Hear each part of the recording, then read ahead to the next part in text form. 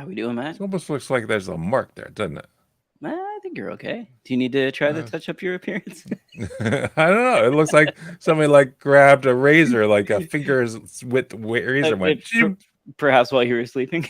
Maybe, yeah. I don't know. I will say one thing that I often do prior to live streaming is comb my beard, which I had never done before prior to COVID. And sometimes, that is you can something I don't do. yeah, you can comb over the area that That's a good idea. a little bit rougher. That's a good idea. Get the beard comb over. All I have is a wine opener. Shall I use that? Oh, I mean, yeah, you can MacGyver that. Yeah, that's like I'm sure you can comb that. Perfect. Yeah, there you go. Perfect. Looks so much better. So much better. Yeah. I guess I have some pliers. Yeah. Should I use those pliers? Yeah, those. Jeez. Yeah.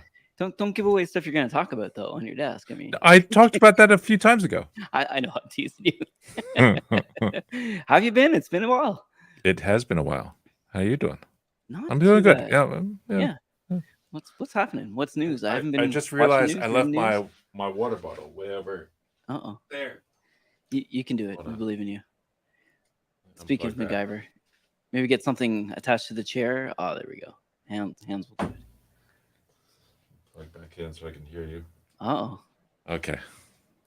And oh wait, the blinds are not. They're both. Kick it on. Let's open up both blinds. Ooh, looking fancy. Yeah. Summer is officially over. Yes. Yeah, I guess it a little too bright.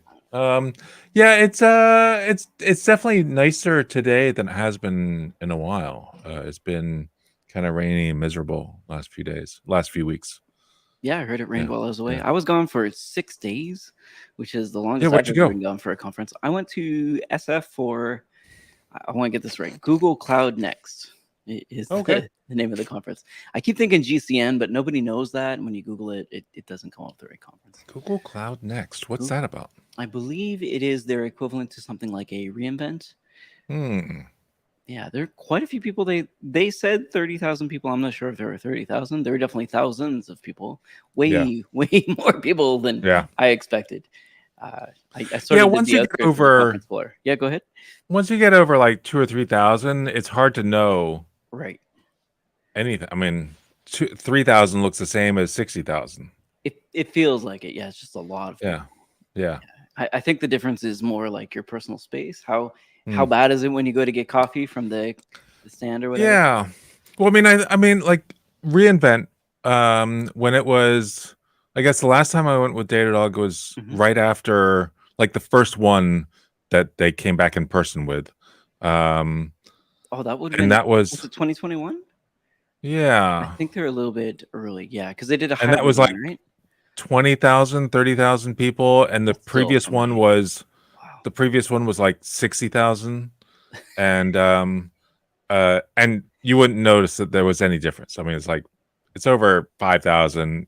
It all looks the same because just how much. I mean, at that scale, is just really how many hotels do they have to take over? How many venues do you have to go to? That kind of thing. So I think reInvent's generally 3 venues at least. Is that correct? Or is it 3 or 4. Yeah. Okay. All right. Yeah, and I talked to someone at the Google Cloud Next one about previous conferences that they've been into in Vegas, and that seemed to be the way that you could test how big it is, like how many hotels are involved. And he was saying that for his internal stuff, it used to be like 2 kind of thing. Right. So it's still quite sizable for sure. Yeah. And so, where Google Cloud Next was where? It was in SF at Moscone. I think you're supposed to say Moscone. Yeah, Moscone. Yeah.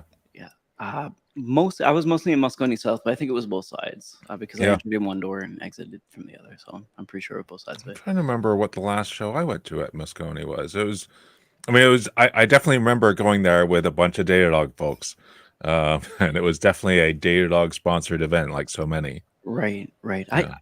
It seems like Google Cloud Next has been there before, but I don't know if that's the case for you.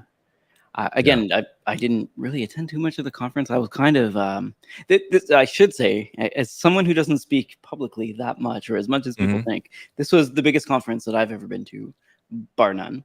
There were a lot of people. I had 2 talks. One was kind of one of those partner sessions where you're off in the corner barking. The other one was in a room, a more intimate setting.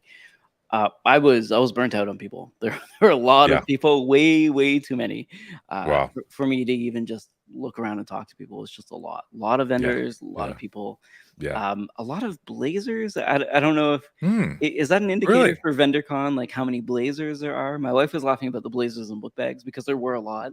Which Mm. I guess if you're picking up swag, maybe you need a book bag to carry this stuff around. Right. But Right. there were a lot of suit coats, so many that, in fact, when I did my dry run, they asked if I could grab a blazer for the day of, which I did. Apparently, this is abnormal. Normally, conference organizers will not ask you to bring a suit Yeah. coat. But since my, I think, co-presenter was already wearing a blazer, I believe they thought we could match better that way. So Yeah. whatever. My I look answer pretty would have been fancy. no.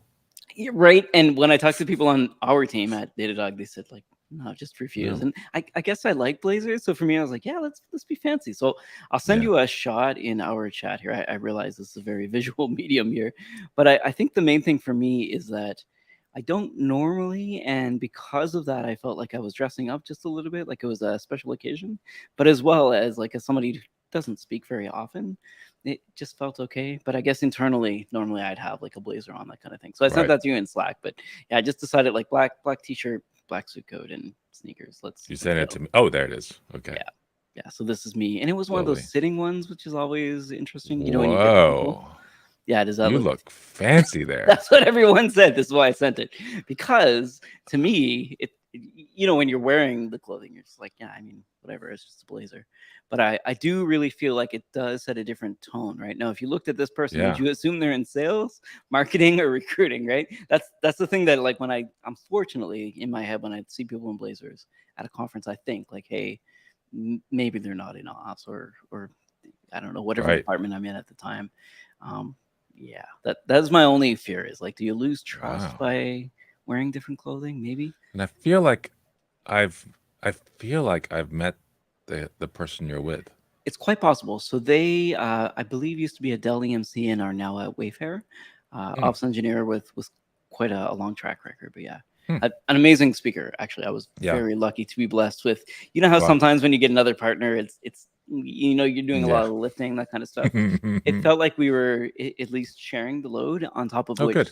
On the day where, you know, perhaps they'd assume that I'm going to take the mic and sort of run things. Yeah. I didn't necessarily have to do that the whole time. In fact, they were able to speed up and slow down as well as we were going, which I thought was amazing. That's one of those skills that's very difficult to teach somebody, is like, hey, if you're above, like beyond your schedule in the timing, maybe slow down. And if you're a little bit slow, speed up, kind of thing. And I thought they did really well. So I was lucky. Hashtag that. But that would have made me, that environment would have made me very uncomfortable. Right. I feel like most sitting people would down. feel that. Yeah. I feel like most people feel that. Were all the talks sitting down? Some were, some weren't. The one prior to us, I believe, was 5 people total, so 4 panelists and 1 moderator, and they were sitting down because they moved some chairs out of the way, that kind of thing. I feel like in this theater there were more than others, but in general, no. I feel like most of the presenters were speaking. In fact, at the other one that I did, there was a podium which I like to hide behind sometimes when I'm speaking.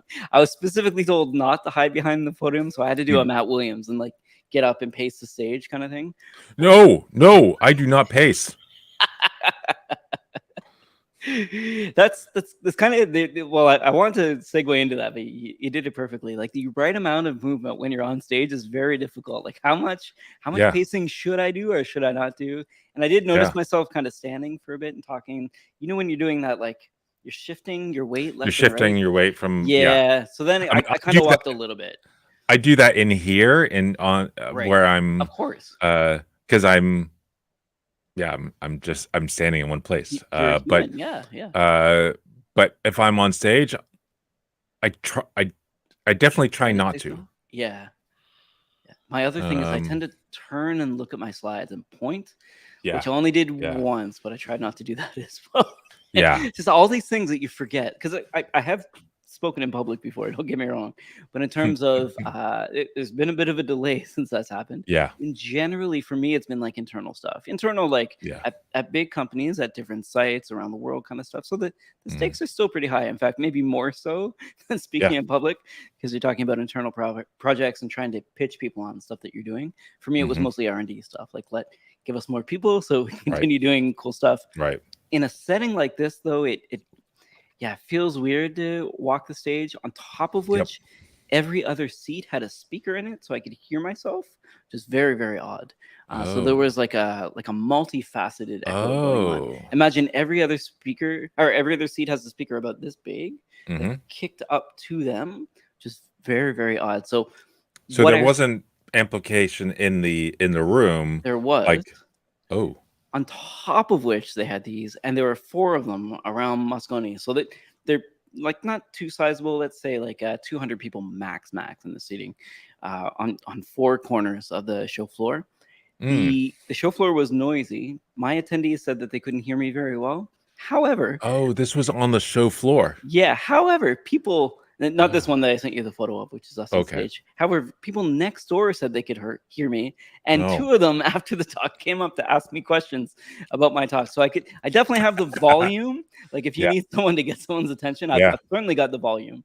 I think that's from a life of like working in flea markets as a young child. But like I can get people's attention. The problem I had is that I was using my vocal cords way more than I expected, and the next day I was almost like hoarse. I'm just not used to speaking at that volume for so long. Yeah. What are you gonna do? I remember doing I think it was an AWS, what were their summits called? Summits? I think the summits, yeah.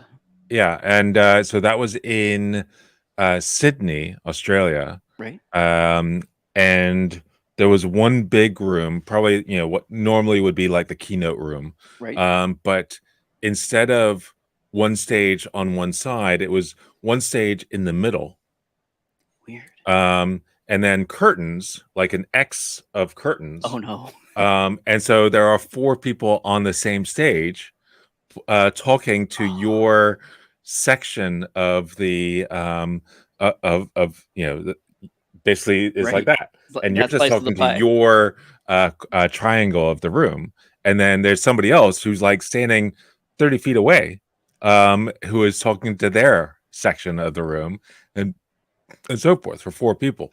But everybody has just headphones, and you like a switch to which channel you want. Yours 4 channels. Okay. And so everybody else only hears me. Okay. But I hear the other 3 speakers. Oh, yeah. So you didn't have monitors, right? Yeah. No. And so it was weird. I'd say something silly or funny, and people would laugh at me, but somebody else would say something silly or funny, a few seconds or a few minutes later, and people would be laughing at them. And it's like, and you feel like they're laughing at weird. you. Yeah. Because you hear the laughter or the cheer or the whatever, but you don't really. It's a strange thing. Like absolutely not. One of the benefits I found is I could crack a bad joke, like that you shouldn't laugh at, and at least seeing smirks, like that's great. Yeah. Like just a dad joke, I guess is what I'm trying to say. So something that's somewhat funny, but really not that funny. Right. And people are laughing you trying to make jokes at least. Which in a webinar, I'm not a funny person, but in a webinar, I miss those little keys that like just let you know, hey, I'm listening. I heard what you said. It wasn't funny, but I'll give you a smirk just to make you feel I acknowledge the fact that you're speaking. And the eye contact, I had forgotten about scanning the room, which I was doing okay at, but they did remind me after my dry run that you also need to treat the camera as one of those people. So make contact with all the people and then look at the camera. I'd forgotten all of this stuff. So once you get on stage, like honestly, the content, it was okay. I know the content pretty well in terms of migration stories, that kind of stuff. So it was like migrating and modernizing applications from on-prem to the cloud. I've done both and can talk about things that I failed at, happy to do so. The things that maybe I not really had issue with or trouble with, but needed to get used to was, you're in person. I had a clicker with like a, I don't know, like a, what do you call those red thing? Laser pointer? Laser pointer, yeah. And of course, the biggest button was the pairing button, which is what I pressed right away, and then things didn't work at all.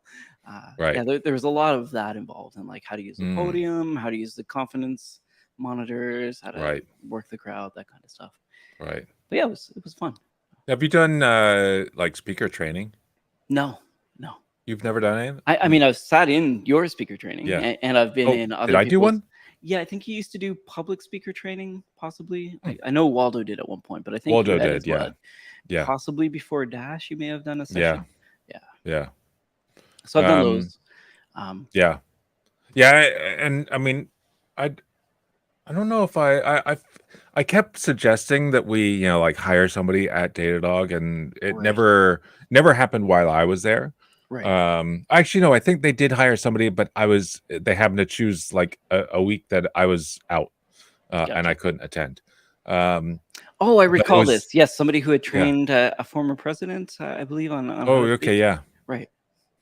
And then I had done a bunch when I was at Microsoft, and but in preparation for the big talk, the talk that I gave that went really well. Well, I mean, many of them went well, but there Relatively, was one that was like for 2,000 people in the room, Nice. and for that one, I hired a company in New York City because I was going out to New York a lot. Right. A company called Graceworks, and they were incredible, absolutely incredible. I couldn't expense it, but it was. Was it like a life skill kind of thing? Yeah, I mean, it was. They were just training me for this one talk.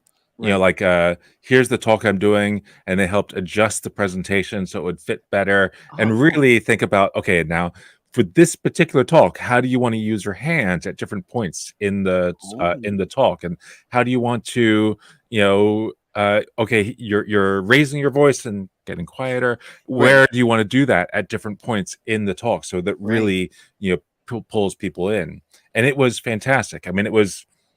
I think I ended up paying personally about $1,500 just for that one. That sounds about right, though, honestly. For preparation for that one talk. And so that was a 2-hour one-on-one session, and then another 2-hour one-on-one session like a few weeks later. And that was so worthwhile. Yeah. No, I know those listening to this may think that sounds like a lot, but honestly, that's about what I expected. Yeah. Yeah. Yeah. For someone to like personally train you on how to speak publicly on one specific talk, it sounds about right. Yeah, it's like a consulting fee. Yeah. So have you seen any YouTube videos that do a good job of talking about speaker training? Yeah, so I've been using a Udemy course, and the thing that you mentioned there is one of the things that I felt like I need to learn, because I feel like my voice can get really quiet, and then when I'm excited, it gets really loud again. Yeah. And that's something that I've been trying to work on: cadence and intonation. So those two specifically. And I think it's literally just called like On Public Speaking or something boring like that, which is probably why I picked it. But a lot of the tips are very reasonable. The other is just how many things people can learn in a talk, because I try to jam as many facts as I can in there, and they're really trying to get me to do like the course is trying to get me to do like one, maybe two, like salient points that you want to walk away from. These are the things you've learned. Walk away and remember these things if you're going to remember anything. And some of it is just reiteration or coming back to a point, or maybe a little bit of like belaboring the point, but making sure that people actually get it. That's something I need to work on, that I feel like in retrospect, I could have done better at both of the talks I did at Cloud. But still working on it. All my training has been like school stuff, like book report kind of things, which I was really good at, but it's not the same as. There's a YouTuber that I just started watching recently. I'm trying to remember, and he does a great job. It's not really about just public speaking, but about just general public speaking, but also just being confident and being. What was his name? It's like it's a Vietnamese name. Okay. Oh, that's Stella calling out to say that Jade's coming my way. Oh, hey, Jade. Get an alarm system. I don't see any Vietnamese looking names on YouTube. I just did a quick look through. There's Jade. Hi, Stella. Who are you talking with? I'm on a stream with Ryan. Who's Ryan? Who's Ryan? That's a good question. We gotta meet. Ryan is a friend I used to work with at the company I used to work at called Datadog. Oh. Do you remember Datadog? Yeah. You have a Datadog shirt on. I do have a Datadog shirt on. Brand recognition. Yes. And I'm looking for. Yes, there's a wire connected to me. Yes. I'm not seeing this specific person. There's Jen Vu Hong. Does that ring a bell? We're talking. What was the name? Jen Vu Huang. No. They did like a TEDx talk about public speaking, as well as they have a channel. Vin Jiang, VINH, next word GIANG. Yeah, Vin Jiang. Oh, there we go. Yeah, he's fantastic. Oh, I have seen this person, but he's more of a like a public speaking coach for people, right? Who will come in and help people, similar to what you're talking about. Yes, I happened to come across his when he did an interview on another podcast, I think. Yeah. I think his main salient point was like keeping. Oh, okay, bye. Keeping the vocabulary simple, I think, is what the one that I saw was like choosing smaller words or something like that. Yep. By the way, can we use one of your one of my what? Wrenches. My wrenches? Wrenches. For what? Uh-oh. For making my high chair lower. Oh yeah. She's gonna adjust her high chair. But in a few hours. Okay. Okay. Bye. See you later. Okay, bye. She's got a project. She wants to make it. She wants to make her high chair lower. There you go. She's got a project plan. She's got. So she asked me for wrenches. Yeah, I love it. Yeah. But yeah, this guy is it's just really interesting topics that he's covered and really well done. So I just subscribed to him probably over the weekend. I thought I need to listen to more of what he has to say because it's good stuff. Apparently, he does now some of the speaker training for new employees at Microsoft. Oh, that's really cool. Ignore the audio there. I found the video I'd seen before. Yeah. But yeah, definitely a really good coach, I think. And when you've seen the person, you'll remember them because they have white hair and very thick black glasses. So it's pretty obvious to me that it was the same person. But yeah, I thought the style of teaching was quite good as well. So I put the one well in our future show notes, but I put a link to the one that I had seen in there because I also did really think that the advice was maybe a little bit different than all of the advice that you'll hear around because a lot of it's very similar. Oh yeah. That you hear from a lot of the speaking coaches. But yeah, I thought this was quite good. Good call out. I didn't realize he had gray hair or white hair. Yeah, I think it's dyed because it's kind of the roots are darker. Yeah. Yeah.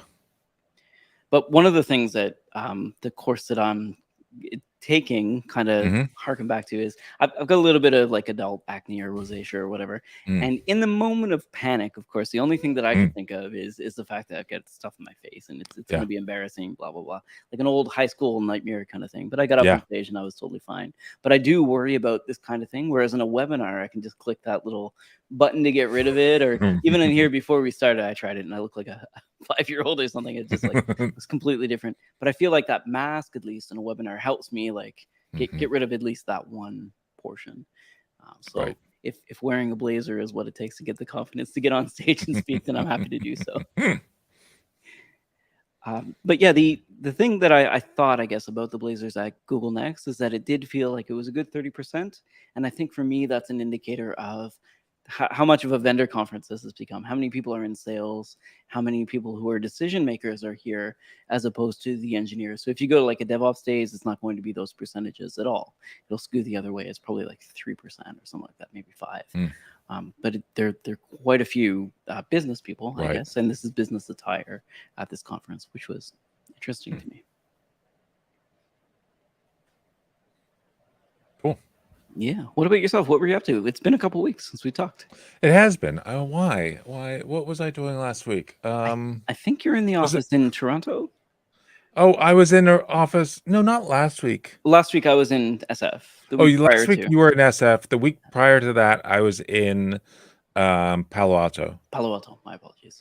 And it was a chance for all of us to get together. All 7 of us, and it was nice. It was really nice. It was just the previous time I had been to Palo Alto, I had gotten a room at the Cowper Inn, which is just basically this house with a bunch of rooms, and Okay. and that was nice. But this time I was able to stay in. We have a house that we've rented for the year, for as part of the company. Very cool. And that way, it's got 3 or 4 bedrooms. And it's pretty expensive. I mean, expensive if you're not in Palo Alto, but Right. you're in Palo Alto, it's probably about where it should be. But compared to staying in, 2 of the guys are down in Palo Alto every other week almost. Right. And then there's, a few others of us who are there, and we're all together. And so just the, hotels for all of us for 2 weeks is more than what the rent would be for the whole month. And since we know we're going to have that expense, we've just got this house. And it turns out it's about 4 blocks away from the office. So and Palo Alto is a wonderful place to walk around, except for the week that we were there was way too hot. But it was just lovely being able to wander around and quickly, stay in the office because we're all there working. We're staying till way too late, and then going to get something to eat very close by, and then walking home. And it's, I was in a Uber from San Jose Airport to the office, and the next time I was in a car was on the Uber going back to San Jose. Oh, that's awesome. I love that when you a can week walk later. everywhere. So yeah, that's really cool. Actually, we went up to San Francisco one day to work out at one of the VC's offices. But other than that, it was, didn't have to touch a car. It was great. That is fantastic. Now listen, I haven't been to Palo Alto, but I've been in the area. Are there restaurants and things like that when it's later in the day? Yeah, I mean, there's the main drag, which is University, and our office is one street off of that on Hamilton. Okay. But University Drive, which is called University Drive because of Stanford University, is, you just go down University Drive and you're going to be on Stanford campus. And along University, there's dozens and dozens of restaurants, and then within, and some of them are pricey, but a lot of them are not.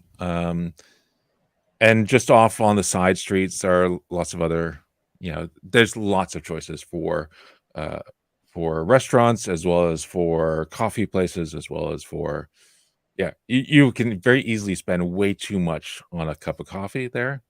That's good to hear, because like Mountain View, which is where I typically go, there's just not a lot. And SF, there used to be choices downtown, but it feels like a lot of the stores are shuttered or have like really short hours now. So it's quite a bit different than before, when there were a ton of bars you could go to, tons of things you could do all the time. It's a little bit more spread out now. There's a bit more walking, I guess, in SF, which was news to me. The city's changed a little bit, basically. There was a place that I used to go to in when I used to go to Mountain View a lot, called the Tide House. The Tide House. Mountain View is kind of interesting in that there's like closed. Yeah, it's closed. It looks up. It feels like there's 10 restaurants in Mountain View, and I'm not just being facetious.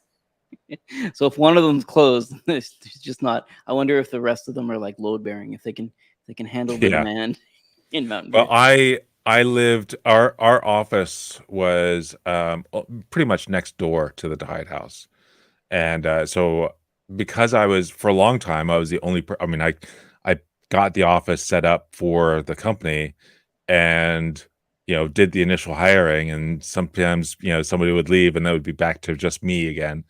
And so there were many days or weeks where I just worked out of the Tide House, and I definitely built up my stored knowledge gut, and while I was there.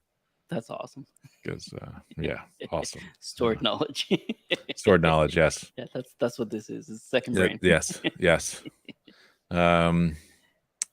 Yeah, because I had moved to moved to originally when I moved to Sunnyvale, working in Mountain View, and I moved there from New York City, where you don't own a car because Right. you're walking everywhere. Right.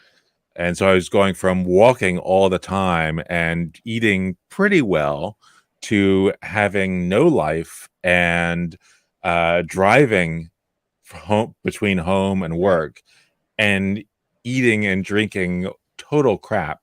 And yeah, I gained a few pounds. Yeah. Yeah. Honestly, California does seem like a very car-centric Yes. state. And I realize that it depends city to city, but everywhere I've been in California, Yeah. seems like, compared to Yeah. even Washington, it looks like there's at least stuff Yeah. that's walkable, little like metro cities and stuff like Yeah. that. But yeah, California is very car-centric. LA was Yeah. possibly the worst for that. Yeah. There was just nothing. You always had to get a car in Mhm. LA. Not my favorite. As someone who likes to Yeah. walk and Yeah. definitely likes to eat, working out the calories is fun. Yep. Yep. I Hey, think, you had another item on your list. yeah, I think the You only came other up with. thing, yeah, I wanted to bring up was QR codes. Do you use QR codes in speaking? Because this is the first time I've done it, and it seemed to work pretty well. But Yeah. maybe this is like sample size of one, which feels Right. unfair. Right. I haven't used QR codes in a long time, Okay, but anytime I've done it has been for slides. right. And yeah, in fact, we're both on a DevRel Slack, and Right. on there's somebody who has put together an app for generating QR codes and making them look pretty good. Oh, Um, and also making sure all the like the marketing links are included into it as well, and managing all that. gotcha. Yeah, so look around That's a for good that. point. But then Yeah. there's a newer, pretty recently I saw a QR code that did not look like a QR code, and yet it was. Oh, It was that's like fancy. a regular image. It looked like an image, but there's enough weirdness in there to make people realize, or make a phone camera, a camera phone, to see that it is a QR code. Very cool. I now don't remember where that was, but I'm just looking through to see if I can yeah. find one. I think the main thing. So I was using Bitly, full disclosure. Normally I create Bitly links, like my own ones. We do at Datadog have a corporate account. So this time it was 2 days before, but at least with some knowledge, I asked, "Hey, is it possible for me to create a link for this?" I think it probably look Right. better if it had at least our color. I didn't realize you could put images in it, but you can actually put your logo right in the center of the Bitly QR codes and change the Yes. color to like an actual hex color that matches the picture, which I thought, to me, like it looked official. So if I saw something like this, I shared it in the Slack, but I would actually scan something like this, because to me it looks like it's not some sort of, I don't know, honeypot site or something that's going to steal a cookie or any of that stuff. And on the back end, what you were talking about is like, hey, I want to know how many people opened up this link. I want to know when they Right. did it. Was it during the talk? It turns out that it was. How many people hit it? That kind of stuff. And listen, I don't know if it was over 20 or 30 people, but that's like astounding success, actually. If it got like 30 people, I think that's amazing for me. But if I could get that amount, that's great, because I do notice that when I leave links on slides, it's kind of fewer far between, honestly. Right. Not a Right. lot of people will click them. Yeah. I did use a quote from I think it was either Forrester or one of those market research firms in the beginning, and said the Right. quote was in the slide in the link, so maybe that helped, because it was one of those about getting management to help you when it comes Right. to migration. So having stakeholder buy-in was basically one of Right. the main points of the talk. And of course, the people in the audience, and this is where the jacket jokes come out, but like the people in the audience need help convincing those people. So maybe that's Right. why. But yeah, I'm looking Yeah. at the one that you sent here, and this is, I don't know, does that look Mind-blowing. trustworthy to you? So Matt shared a stable diffusion QR code generator, and to me it just looks like, I don't know, it seems like spam. There's something about this image that makes me think about spam. I just think, I mean, that is all the images that they show, they are, it's amazing. Yeah, you know what? When I'm looking at bigger, it actually looks very clever. I Yeah. see. And when I see it smaller, it looks really spammy. Okay. Yeah, bigger. It looks really cool. Yeah. Huh. So scroll down through that, and there are some Yeah. that it's like, oh my God, I didn't know a QR code could look that awesome. So for those in the audience who can't see the QR code, basically what we're describing is, imagine on the top left and right where the normal blocks are, inside of there, it looks like there's actual objects. So in this case, it's a picture of a fair that's selling vegetables and fruit, that kind of thing. But in those four corners, they look like products that are fruit, which is super cool. And inside of the photo, if you make it larger, it looks like the black portions of the QR code are just shadows, which is really, really clever. It actually looks believable when you're looking at large. Really cool, but small. It looks like a computer generated image. So Very, if very cool. Oh, I there we go. Yeah, does look this at work? the, hold on, that's not it. Oh, almost. That's not it. There we go. We got the inception going on. So yeah, I mean that apparently is a QR code. I think you're still sharing the wrong screen, but that's okay. Am I? What am I sharing? You're sharing the StreamYard window, I believe. Oh, look at that. How's it? Ooh. Stop screen. Almost. It's present. But I do feel like larger. It definitely does look. Is it this one? Oh, maybe it's this one. Oh, okay. I wasn't. I was just sharing a window and not window as opposed to a screen. Yeah. Okay. Yeah, some of these are very good. Yeah, there we go. Yeah, I mean, like when you scroll through them, it looks a little bit weird, but yeah, when you look at it just sitting there. Yeah, of course. I feel like a lot of these image generation prompts are really good at making manga and anime. I'm not sure if you've noticed. Yeah, but these ones of the stalls and the people at the stalls, I think are really, really well done. Yeah. Because at least large, you can see that there's an overall image. Very, very cool. Yeah, so I like that. That one I thought was really neat. Yeah, the houses. Town. It looks like it. I mean, I mean, it's amazing. Will it actually work? I don't know. This is the thing, though. Do you inherently trust this, or do you think that it's too clever for? Oh, it doesn't come up for anything. Ah, okay. Well, it could actually not be a link as well, or like they've removed the link or something. Yeah, it's oh, there it is. No, it's SableFusionArt.com. Yeah. There you go. You got it. It comes up. Very cool. Do you track those? I guess the other point to the question is, do you track those people who click the links? I know we're not supposed to track too much in terms of like what are they? DevRel qualified leads is not a thing. The DQuals or the DRQs. Yeah, I mean, so I definitely have it's more been of, how many people click the link, just numbers. Right. But those leads or those email addresses or whatever gets collected, none of that ever goes into the to the information that is, to what Salesforce or, anything like that. Right. That will never go into that. I guess because I'm sure that go ahead. Sorry. In most cases, the sales team already has all those people's email addresses anyway. Right. Because the fact that you attended a session and Datadog is a sponsor of the conference and is the speaker in that session, they automatically get the email addresses of everyone in that room, not just the people who click the link.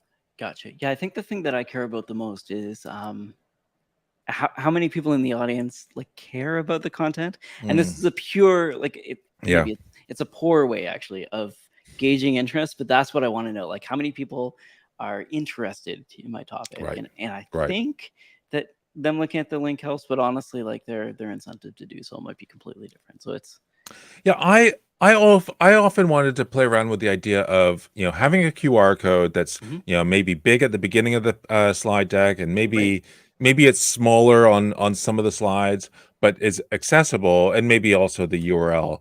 But that URL during the session goes to kind of a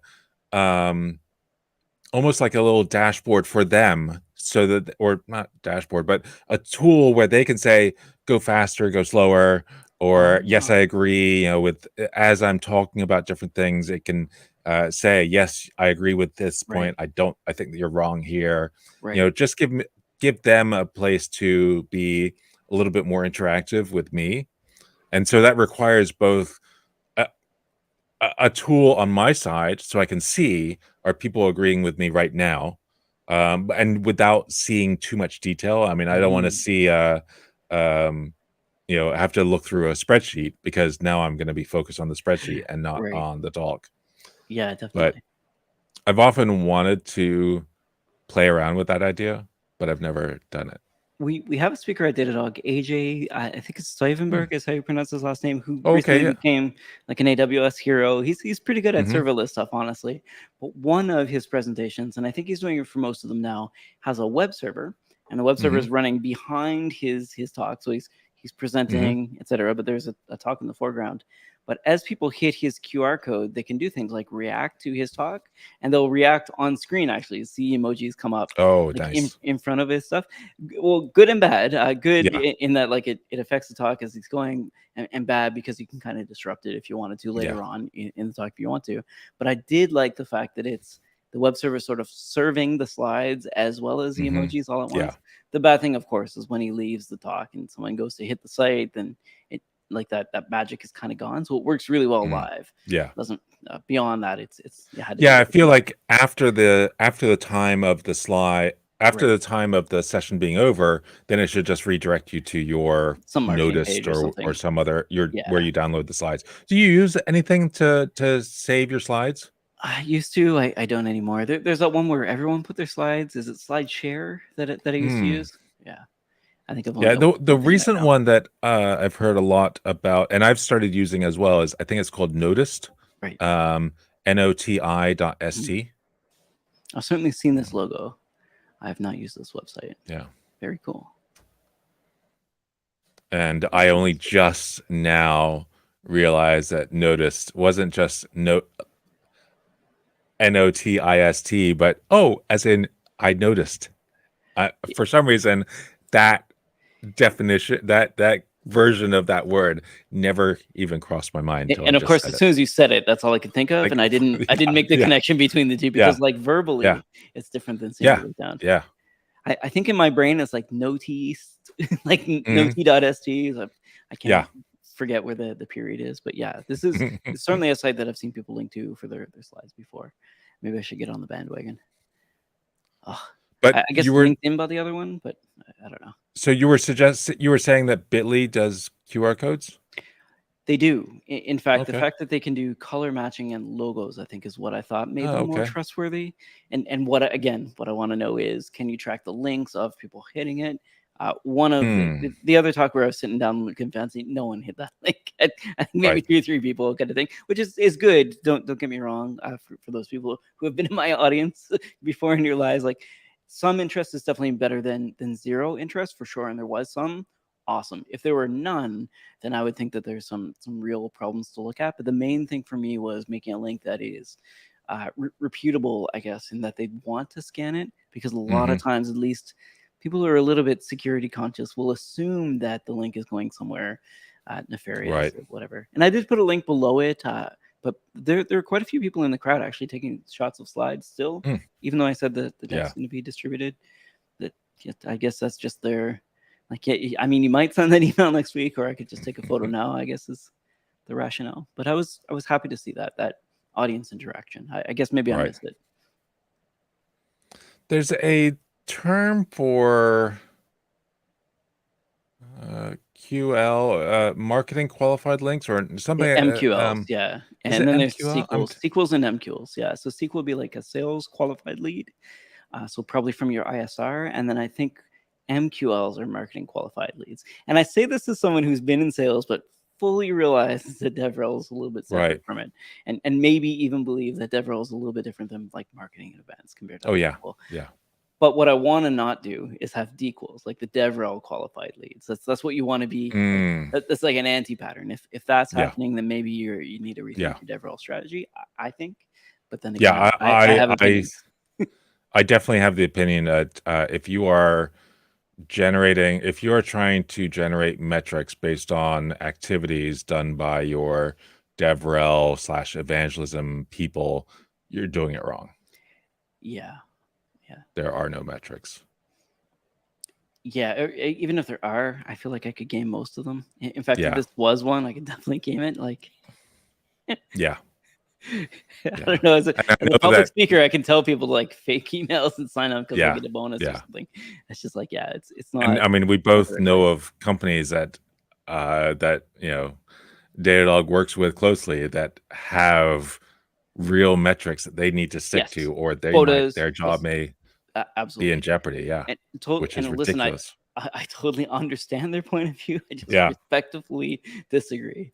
That's all. I feel like Yeah. this audience at least is in a space where they can easily tell when they're being sold to, and that's typically this is why I'm humming and hawing over just wearing a blazer, because like Yeah. having that credibility is really important in this role when you're dealing with other engineers. Yeah. I just feel like they're so jaded that it's very difficult Yeah. to get like a whatever you think a lead is out of it. They don't even want Yeah. to be part of the decision-making process anyway. So even if Right. it is a lead, you're just gonna make them angry by calling them 10 times a day. It's Yeah. not worth it for anybody. Yeah. I mean, they're gonna get called anyway because again, Right. their name was released to the Yeah. Datadog Well, I mean, we're assuming sales here and that marketing. they gave you their real name, Yeah. their real job title, their real phone number, which is Yeah. almost never going to be the case, and generally the real email address at the very least is going to be a plus in there.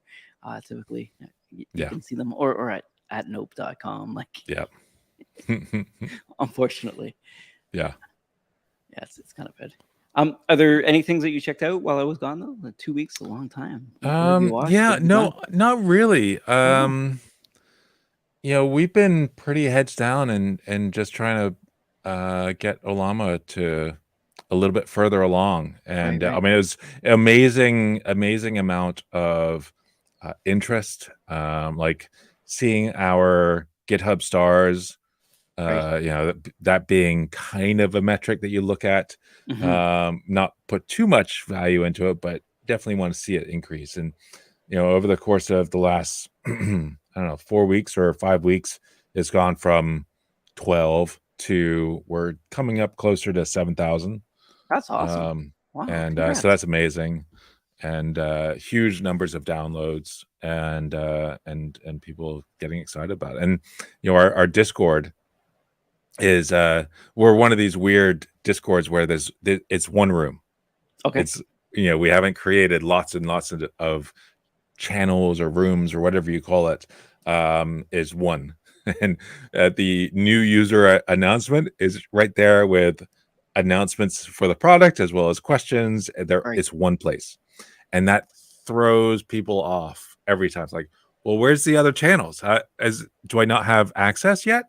Do I need to go through what form do I need to fill in to get access to those other Oh. secret rooms that I Oh. obviously don't have access? No, it's one place. It's one Oh. room. No, that sounds like a need. They want to be invited to They the want to be exclusive room. invited to a special room. Yeah. Yeah, But I don't know. That yeah. feels like one of those problems that could turn into like a like a like an opportunity maybe. And I don't mean for sales, but like if they want to feel Right. like you're in the in circle, like a beta or something, you know what I Yeah. mean? If you get like a passionate users, it sounds like they're already passionate. Yeah. That's awesome. Oh yeah. Then like the next And time you release something that you need this group of people. yeah, and it's Fantastic. been incredible. Folks have gotten into this and are really excited by it, and they're in the Discord. And when somebody asks a question, it's often these other users who are What so a dream. excited that they are supporting the product, Oh, and it's really cool. see, this is that goodwill that you need to throw it in like Yeah. 13, 14 years and be like, Yeah. you freeloaders or whatever. Sorry, I'm paraphrasing some other open source company. I'm just making this up. But that is phenomenal. And again, like a business person would look at this and say like, hey, free support. But like what I see is a thriving community, which is so hard to build. People don't understand. They discount this, but like, yeah, you've got a good product that is making a community on its own, which is like that. That's something else.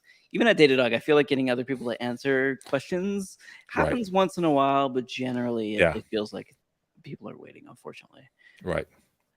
That's really cool. And the Slack for Datadog, and as so many other companies, they think of, well, what are all the possible questions that are going to come up? Right. There are going to be questions Make 70 about rooms.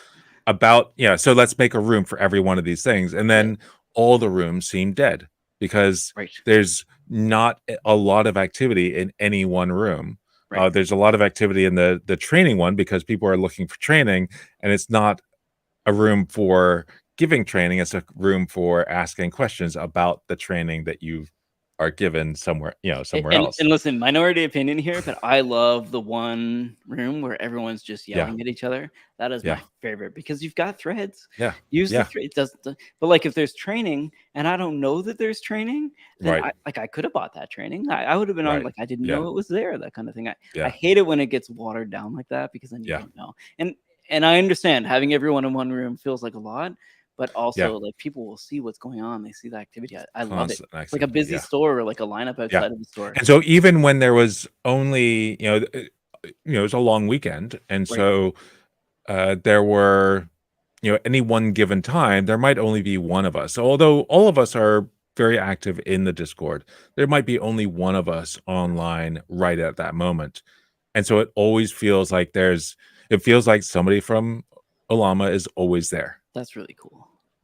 Yeah, where else are you going to find that? And also the fact that you've picked Discord and not Slack, I think, is an indicator. Yeah. Which I realize a lot of people are late to the party, but Discord is where, if you're trying like hearts and minds kind of play, that is where a lot of the people will be. As we talked about in that survey a few weeks ago. Yeah. Yes. That is where they're going to be. Yeah.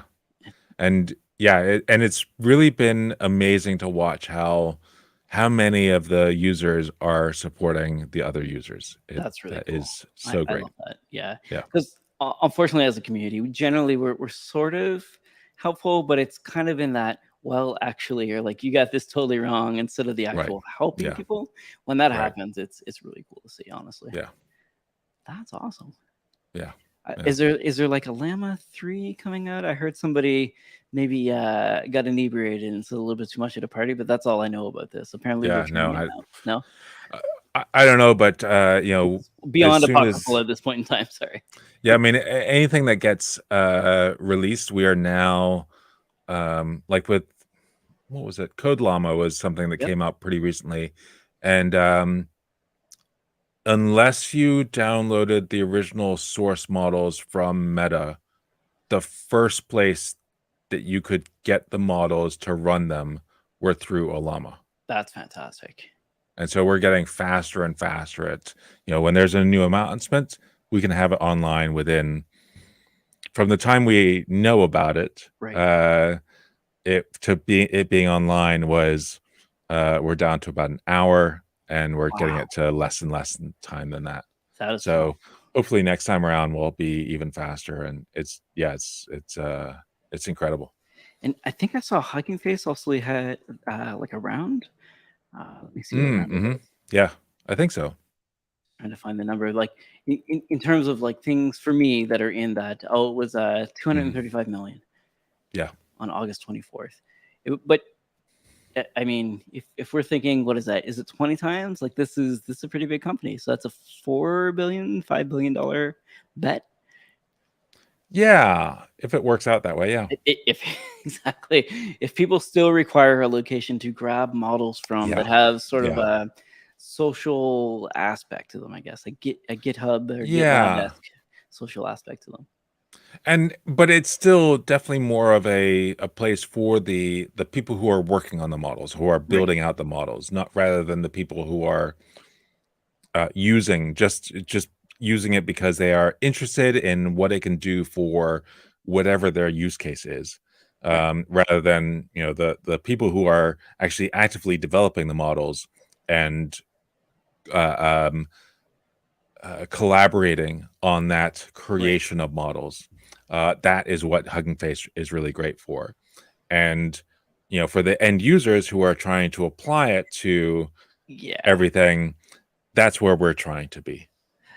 I will say about their interface, one of the things that they try to do, which generally doesn't work on the models that I'm looking for, but there's like it's almost like a live notebook kind of sitting on the model's page that you can sort of play around with. And I thought that was pretty brilliant, actually, because for a lot of people, and where I think in my mind, where I think Ollama sits is like, okay, I've got a cool model now what? Right. Like, Now what? I know this How do does I- cool stuff, Yeah. but like, I'm not a data analyst. What do I do? Yeah. And that's really what they're doing is really good, especially if you are on low end hardware, Right. which, 6 months ago would have been super high end hardware. Right. But now because of these, large memory requirements I guess the large memory requirements has always been there, but the idea of running models locally was Right. such a foreign concept Right. that now people are, getting Llama 2, a 70 billion parameter Llama 2, which is really going to require 64 gigs of memory on your machine to run well. How many? And Sorry, I missed you there when I was pulling up the model. Was it 64 gigabytes. That's a lot of memory. And so my laptop has 64 gigs, but most do not. You're if you're getting a Mac, you're getting into Probably 8 gigs. significant amount of money. Yeah. And so, yeah. So if you don't have all that, then Hugging Face, the fact that Hugging Face is hosting these things and allowing you to run those models, even if it's slow, run them up in the cloud without having to do much. I mean, that's magic. That's fantastic. Now, listen, luckily I didn't talk about AI too much while in SF, but I did have one conversation which sort of stuck to me. And I think the main thing that she told me is that like a lot of people are looking for a way to not just use a model, but use a model with their data. So I did some poking around kind of like around this use case. And apparently there's something called a RAG stack, or just RAG itself is what people want. I've obviously forgotten what RAG means. The RAG, I think, it's something about like adding your own content to an LLM. So trying to find the R. My apologies. Retrieval augmented generation. So they're retrieving from something as well as having your model trained. And I think the example that she gave me is like, let's say we have this big SharePoint site or big Confluence site, but also I've got this really cool model. What if I could query both at the same time? It's not sort of a search engine, but also like I think we talked about this a while ago, but like, give me the answer. I don't want you to find me a bunch of pages. I want the actual answer. Like skip that step 2 where I click on 10 links and try to find out grab the overall consensus kind of thing, but do that for my documents. And it sounded like such a simple use case, but also when you try to think about the mechanics of actually running this on site, it does seem non-trivial. So it's not like I can go to Hugging Face and just point to my Confluence and get the answer kind of thing. It's way more. Because I mean, the model itself, there's this idea of a context window that says here's how much data you can send to it at any one time. And that context is not only the question that you ask right now, but it also may include the history of that conversation that you have. So that context is building up. Even if you have a simple question, it's building up over time to become this bigger thing. But you've only got this context window of 4,000 tokens or 2,000 tokens, or maybe it's less or maybe it's more. But and some of the ones that are 16,000 tokens, as you get to larger token sizes, it kind of forgets what's in the middle. And so interesting. So like is Claude 2 I was thinking of that's really big like that? Is that the one? Yeah. So some of them do really good at these larger context windows. But then you want to also give it the information from your documents. Well, you can't give it, I mean, a token is not exactly the same as a word. It's like there's it can be one or like half of it could a word could be a token or 2 tokens or 3 tokens or 4 tokens, depending on the complexity of the word and how common the portions of the word are.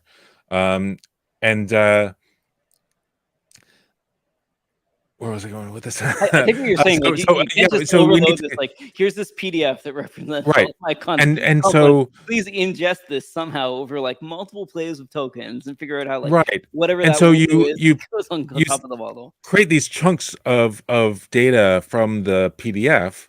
And now you've got all these chunks in some sort of database, whether it's in memory database or on a other type of database. And the first step is to do a search, like a traditional search for what is the most relevant data to the question that I have. And it pulls in these 4 pieces from scattered around the document. and then hands that to the model as, okay, here's the source information. Now filter it and do what you need to do to come up with an answer. And yeah, so It's not but true. all those pieces are, I mean, they're all extra steps that you need people think should just be done, but somebody needs to do it Just to do it. get it Yeah. done. Yeah. Justice, a lot of weight there. Yeah. Yeah. Yeah, But it's interesting. Yeah. I find that super interesting to me as somebody Yeah. who's done like the internal platforms, like Portal, for example. We were talking a bit about Backstage the other day. Backstage is kind of like an open source developable portal that you might use internally from Spotify. What would that look like with an LLM? Would it auto suggest new Yeah. repos? Would it Right. auto crawl them? Would they add them Right. to it? What does that look like when I'm searching and I'm putting this Right. in air quotes because it's kind of a search, but you're also like, when I want to know something about Right. our dev platform, where do I start? What does that look like? Right. Have I written the doc? Have I not? Can it write the doc for me? Right. What does a README look like? And if it's got docs, sometimes it's useful not only for it to, pull out those chunks, and those chunks might be 100 characters or 500 characters or some chunk size, and you create these different chunks, and there's probably going to be some overlap between the chunks, Right. so that you can you don't want Right. to, otherwise the concept might be completely lost, because you just happen to separate that chunk at in the middle of a concept, and so it just forgets, it doesn't know about that, and so there's some overlap, but then it's also worth summarizing each chunk and then summarizing the paragraph and summarizing the document, Right. to help create more options for context Yeah, to come totally up. agree. But this seems like a thing. Yeah. Like if people are looking for Yeah. a thing, this seems like one of those Yeah. things that a lot of people at their People own are office feel very like, excited about yeah, that. like Gen AI is a are- thing because yeah. it solves this problem for me, I think is what I'm looking for. And Right. I rarely hear, and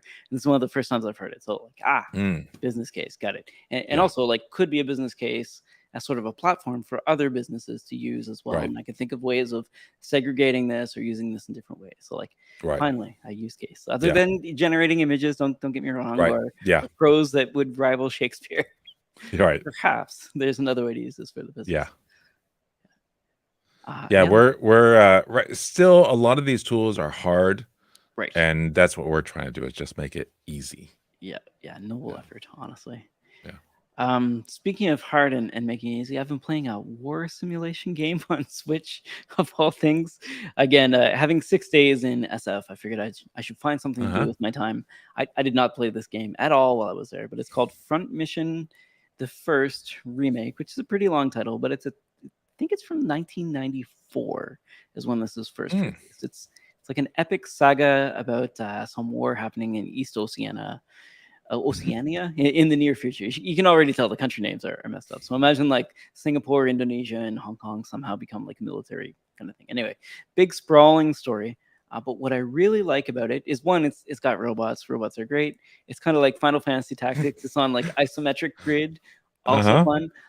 But also it really pulls the covers back on like war and loss and the fact that like both sides of this war might think that that there's reasons that they should be fighting, and they're fighting for what they think is a noble cause.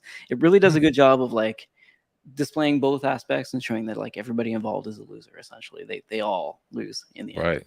Which, yeah, it's pretty gripping for something that was like a Super Nintendo game that's been remade a couple times now. I feel like it's pretty deep and does a good job of like displaying suffering in a game with like no voiceover, just text. Right. Yeah, it's quite good. And of course you can change your everybody armor kind of thing because it's a robot. So yeah, it's also fun there as well. So this is Front Mission First Remake. Yeah, you guys. So it's available Yeah. on Switch, PlayStation, and possibly Xbox, I think. Maybe not. I see it. I'm looking at it on Steam. Okay, there you go. So PC as well. Yeah. Would recommend it.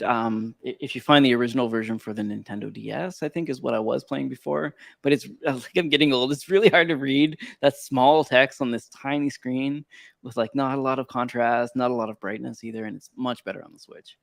And I see there's a Front Mission 2 remake coming. Yeah, not out yet, but I am excited about that one as well. Yeah. Very, very gripping story, and probably about a 20-hour game, not very long. Yeah, it looks interesting. Yeah. No, I haven't played any game. Oh, there is a game that we've been playing. Wordle. Fairy, color fairies or fairy something. It's a game that my 4-year-old loves. It's called something like Interesting. fairies, something fairies. It's hard for me to find. It's a little bit too generic for me to find. Board game. Is it for Android? No, it's a board game. Board The fairy game. It's called the fairy game. Oh, the fairy game. It's a board game. It's really quite lovely. It is. You are playing cooperatively.